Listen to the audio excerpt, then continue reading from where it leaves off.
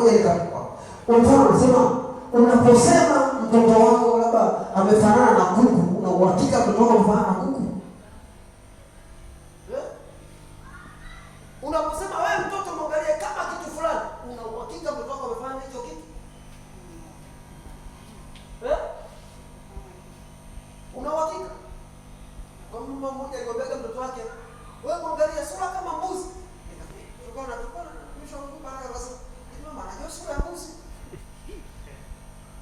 Hivi ukakaa utafakari sura ya mbuzi.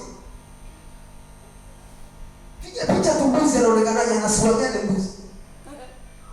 Alafu chukulia eti mtoto wake ana sura kama ya mbuzi. Shikujua sura ya mbuzi. Bahati mbaya kafanana naye. Maki naye ana sura ya mbuzi.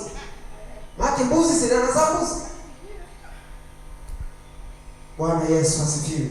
Kwa lazima kabla hujazungumza jiulize, una uhakika? Ili neno unalomwambia Charles una uhakika nalo kwamba litaleta amani kwake? Una uhakika nalo kwamba litaleta faida kwake? Nina uhakika nao hizi story ninazopiga nao rafiki zangu au ndugu zangu, nina uhakika zinampa Mungu tukufu au zinaharibu uhusiano wangu na Mungu? Hizi story ninazoongea na Lema lakini zinampa Mungu tukufu au zinabomoa? Lazima uwe na uhakika unachokizungumza, kwa sababu wewe ni mtumishi wa Mungu. Kile unachokisema kinatokea. Unaweza usione mtoto kwamba akabadilika akawa na sura ya mbuzi. Hapana, wewe unaona tabia za mbuzi. Mtoto ukimgusa ashikiki, yule kule, ukimwambia hiki elewi, yule kule. Unaona jana unaweza kumuuliza imekwaje? Kumbe umeshamwambia na tabia za mbuzi. Unaweza kuona zile tabia za yule mnyama unapenda kumtumia zinaanza kuonekana kwake.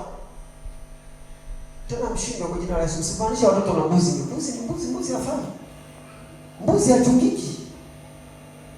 Halo. Bwana Yesu asifiwe. Kwa ufike mahali ujue maneno yako yanalipa. Maneno yako lazima yana matokeo. Nachotamani mchana wa leo, hebu jiulize, ni maneno mangapi ambayo unaongea yamekushusha thamani yako? Maneno mangapi ambayo umeyasema yamekuwa sababu ya maumivu kwa mwenzio? Ni vikao vingapi mmekaa wakati mwingine mnazungumza vimeleta shida kwa watu? Hebu jiulize wewe mwenyewe. Uliza moyo wako, ni maneno mangapi nimeyazungumza yameleta maumivu kwa watu? Alafu ni maneno mangapi nimeyazungumza yameleta utukufu kwa Mungu? Unaweza kujioji mwenyewe. Unaweza kujiuliza mwenyewe. Alafu kugundua asilimia kubwa ya maneno yako yanampa Mungu utukufu au yanampa shetani utukufu.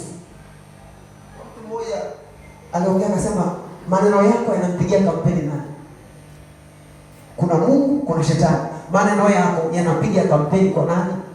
Okay, nikitaka Maiba awe labda kiongozi wa serikali ya mtaa, napomtaja mara kwa mara si ndio nampa kampeni? Kwamba unampa kampeni fulani hayuko hivi, fulani yuko hivi. Kwamba yeye anaonekana anampigia kampeni afike pale ambapo anataka kufika. Sasa maneno yako yanampa kampeni nani? Kama kila saa utakuwa unazungumza ambayo hayampi Mungu utukufu, maana unampigia shetani kampeni. Bwana Yesu asifiwe. Hebu mkose ndio mwambie kwa makini wewe. Mwambie kwa makini maneno yako.